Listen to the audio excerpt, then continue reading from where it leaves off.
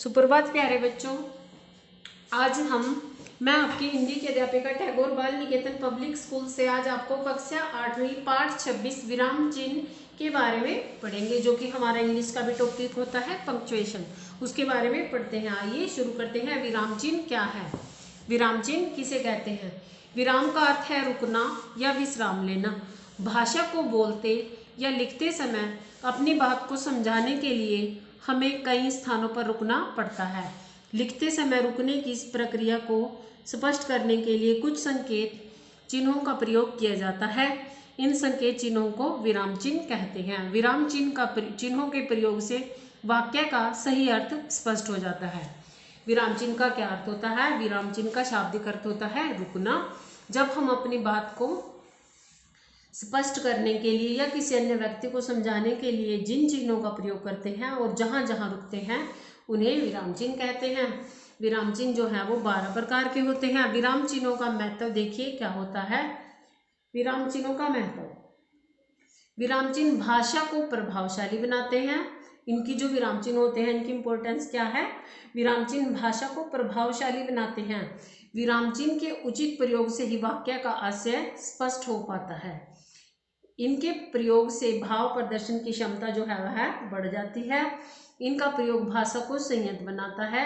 ये चिन्ह पदों, पदबंधों, वाक्यांशों तथा वाक्यों को अलग भी करते हैं तथा जोड़ते भी हैं। विराम चिन्ह की क्या है खासियत, क्या महत्व है, क्या करता है? ये पदों, पदबंधों, वाक्यांशों तथा वाक्यों को अलग भी करता है और इनको जोड़ता भी है। इनसे बोलने का विशिष्ट तरीका अभिव्यक्त होता है। लंबे वाक्यों को पढ़ते समय विराम चिन्ह हमें सांस लेने का अवसर देते हैं, क्योंकि जब हम लंबे लंबे वाक्य पढ़ते हैं या क्लास में खड़े होकर रीडिंग करते हैं, जब विराम चिन्ह आता है तो हमें थोड़ा रुकने का समय मिलता है, जिससे हमें सांस ले सकते हैं। अब है हमारा हिंदी में निम्नलिखित विराम चिन्हों का प्रयोग प्रमुख रूप से किया जाता है। जो हिंदी में हमारे विराम चिन्ह है उनका प्रयोग हमने कैसे करना है। सबसे पहले है हमारा, आपने बच्चों ये कैसे करने हैं, आपने अपनी हिंदी व्याकरण की बुक में एक तालिका के रूप में इसको दर्शाना है, जैसा कि आपको वीडियो में समझाया जा रहा है। पूर्ण विराम डंडा होता है, अल्प विराम एक कोमा होता है, अर्ध विराम में क्या होता है बिंदी और एक कोमा, प्रश्न सूचक में जो कड़छी होती है उसको उसका निशान होता है। विस्मय सूचक में क्या होता है डंडा और नीचे बिंदी। उप विराम में क्या होता है बिंदी एक ऊपर और एक उसके साथ में ही नीचे। निर्देशक चिन्ह में क्या होता है एक डैश लगा होता है। निर्देशक चिन्ह का डैश जो होता है योजक चिन्ह से वो थोड़ा बड़ा होता है, इसलिए आप ये मत समझना कि इनका दोनों का सेम है, क्योंकि ये दोनों सेम नहीं है। योजक का चिन्ह माइनस होता है और यह बिल्कुल छोटा होता है, परंतु निर्देशक का चिन्ह इससे भी बड़ा हो सकता है। विवरण चिन्ह 2 बिंदियां और फिर डैश। योजक चिन्ह जो जोड़ने का काम करता है। उदाहरण चिन्ह क्या होता है जब हम अपनी बात को स्पष्ट करने के लिए क्या करते हैं। ये भी 2 प्रकार के होते हैं, अभी आपको इसकी परिभाषा में समझाएंगे। कोष्टक चिन्ह क्या होता है जब आप अपनी बात को किसी कोष्टक में रखते हो, जैसे सखी, सखी का अर्थ है तो आप जो सखी का अर्थ है,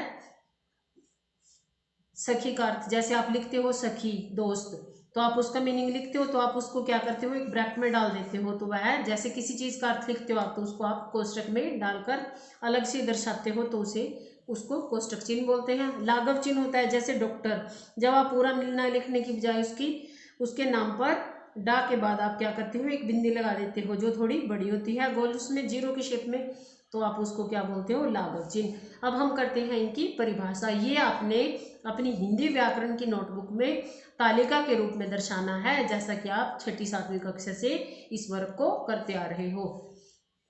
पूर्ण विराम प्रश्नवाचक वाक्य को छोड़कर यह चिन्ह प्रत्येक वाक्य के अंत में लगाया जाता है। पूर्ण विराम की क्या खासियत है कि अब प्रश्नवाचक को छोड़कर, प्रश्नवाचक का तो चिन्ह क्या, कब, क्यों, किसे, कैसे, किसने, कब, किसको, तो आदि के लिए पूर्ण विराम का प्रयोग नहीं होता, क्योंकि ये क्या होते हैं ये क्वेश्चन मार्क होते हैं। इनमें आपसे प्रश्न पूछा जाता है या तो फिर आप अन्य किसी से प्रश्न पूछते हो।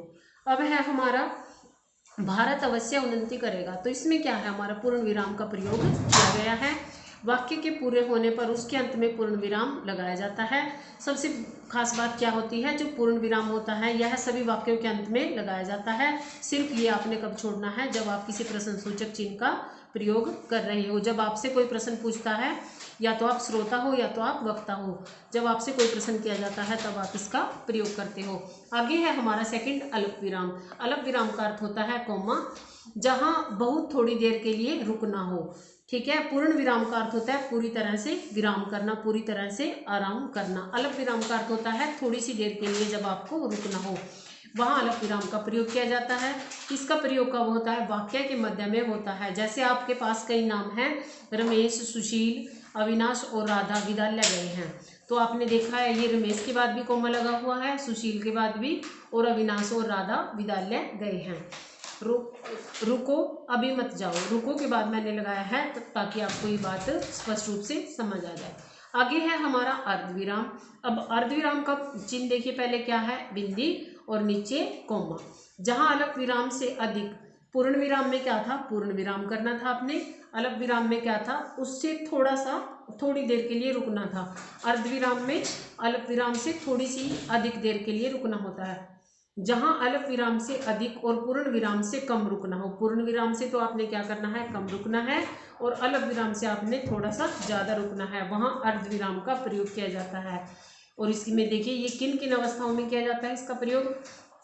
विभिन्न उपवाक्यों पर अधिक जोर देने के लिए, जब आपके पास उपवाक्य होते हैं उनमें आपको जोर देने के लिए इनका प्रयोग किया जाता है। जैसे चंद्रोदय हुआ, तारे टिमटिमाने लगे, नौका विहार की तैयारी होने लगी और मैं देखता रहा।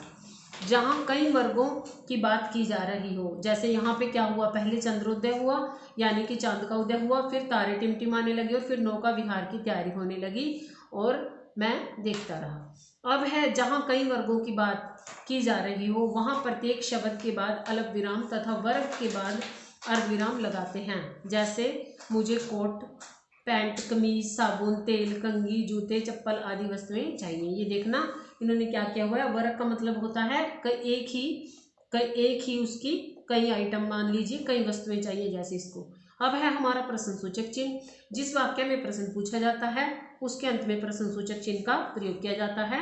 यह कड़छी के निशान जैसा होता है, जो कड़छी आप घर पे सब्जी वगैरह में यूज करते हो। तुम क्या कर रहे हो, तुम कब आओगे। इसमें जरूरी नहीं है कि आपसे ही कोई प्रश्न पूछता है, आप भी जब किसी से प्रश्न पूछते हो तो इस चिन्ह का प्रयोग किया जाता है। आगे है हमारा विस्मय सूचक चिन्ह। विस्मय सूचक चिन्ह का जो निशान होता है वह कैसे होता है, पूर्ण विराम की तरह डंडा और नीचे बिंदी। तो इसमें आपने करना कैसे है, आश्चर्य का अर्थ होता है हैरानी, किसी भी चीज को देखकर जब आप हैरान होते हो। हर्ष का अर्थ होता है खुशी, शोक का अर्थ होता है दुख, घृणा का अर्थ होता है नफरत। आदि भावों को प्रकट करने तथा संबोधन के लिए विस्मय सूचक चिन्ह का प्रयोग किया जाता है। विस्मय सूचक चिन्ह का प्रयोग बच्चों हम कहाँ कहाँ करते हैं, हैरानी के लिए, दुख के लिए और खुशी के लिए, नफरत के लिए, आदि भावों को प्रकट करने के लिए तथा संबोधन। संबोधन क्या होता है, जैसे हे, अरे, रे आदि के द्वारा भी इसका प्रयोग किया जाता है। जैसे वाह आनंद आ गया, अरे तुम आ गए, ऐसी छी छी छी कितनी गंदगी है आदि। उपविराम। अब हमारा जो नंबर 6 है वह क्या है, उपविराम। उपविराम का चिन्ह क्या है हमारा, आमने सामने, ऊपर नीचे दो बिंदी। किसी बात को अलग करके दिखाने के लिए उपविराम का प्रयोग किया जाता है। जैसे आपको ऐसे में दिया जाता है, जब आप निबंध लेखन करते हो तो आपको ऐसे ही दर्शाया जाता है, विज्ञान, ठीक है, ऊपर नीचे बिंदी, वरदान और अभिशाप। आगे है हमारा निर्देशक चिन्ह। निर्देशक चिन्ह कथन, विवरण, स्पष्टीकरण आदि को प्रस्तुत करने के लिए निर्देशक चिन्ह का प्रयोग किया जाता है। कथन का मतलब होता है कोई बात को कहने के लिए, स्पष्टीकरण का अर्थ है किसी बात को स्पष्ट करने के लिए, विवरण का अर्थ होता है जानकारी देने के लिए निर्देशक चिन्ह का प्रयोग किया जाता है। इस विद्यालय में 3 विभाग हैं, कला, विज्ञान और वाणिज्य। अध्यापक ने कहा हमें देश के हित में कार्य करना चाहिए। तो अध्यापक ने कहा, कहा के बाद देखना ये बड़ा लगा हुआ है और जो योजक होता है वो इससे छोटा होता है। आगे है हमारा विवरण चिन्ह। विवरण चिन्ह का प्रयोग क्या होता है, दो बिंदी और आगे निर्देशक चिन्ह जैसी लाइन। उदाहरण या निम्नलिखित का संकेत करने के लिए इस चिन्ह का प्रयोग होता है। जैसे सर्वनाम के निम्नलिखित 6 भेद होते हैं या विशेषण के 4 भेद होते हैं, ऐसे आप इसका प्रयोग कर सकते हो।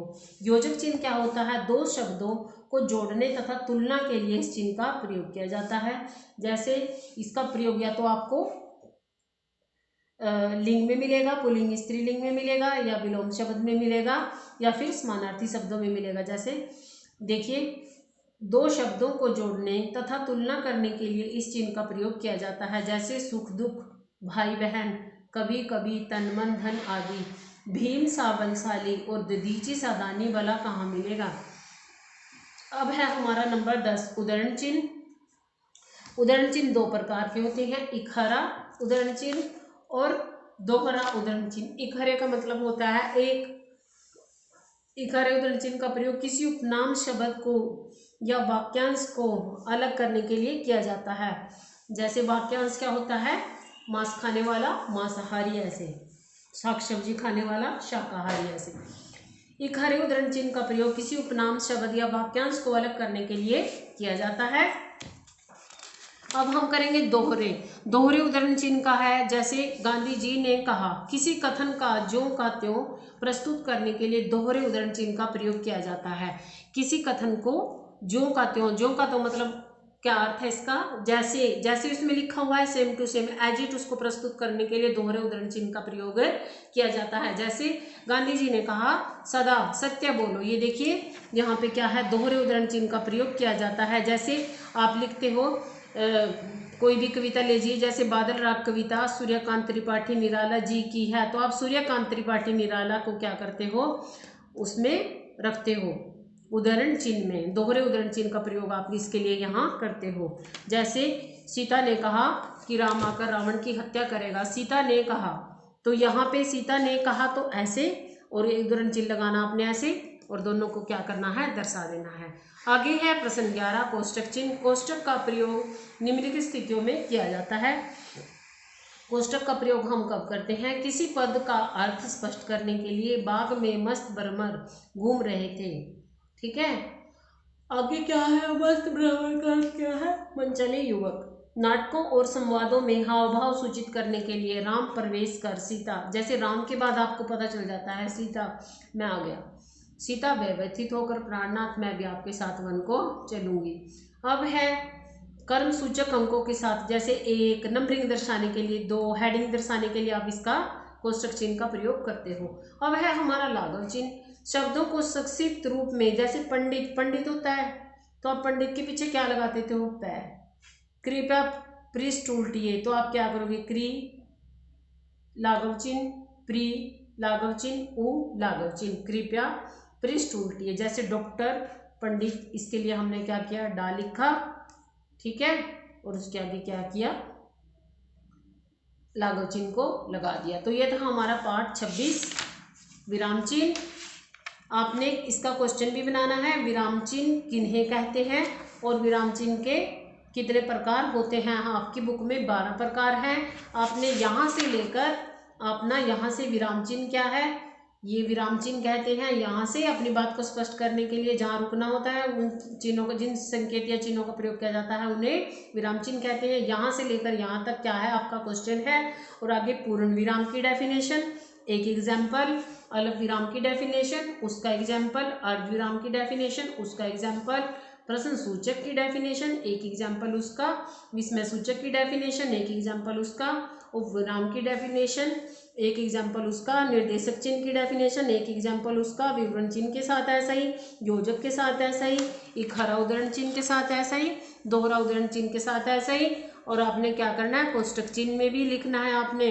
कोष्टक का प्रयोग निम्नलिखित स्थितियों में किया जाता है। किसी पद को अर्थ स्पष्ट करने के लिए, नाटक और संवादों में हाव भाव प्रकट करने के लिए, या वचन के जैसे 2 भेद होते हैं, क्या और खै के इन्होंने क्या किया है? कोष्टक में रखा है। आगे लाघव चिन्ह को भी आपने ऐसे ही दर्शाना है। आपकी बुक में भी देखिए, तालिका पूरी कीजिए। तो आपने एक्सरसाइज घर पर अभ्यास खुद बैठ के करना है। घर पर रहें, सुरक्षित रहें, और बुक सभी बच्चे अपनी साथ के साथ, जैसे आपके पास वीडियो पहुंचती है, अपनी बुक सभी स्टूडेंट्स कंप्लीट रखेंगे, क्योंकि जब तक आप अभ्यास नहीं करोगे तब तक आपको कुछ याद नहीं होगा। घर पर रहें, सुरक्षित रहें। धन्यवाद प्यारे बच्चों।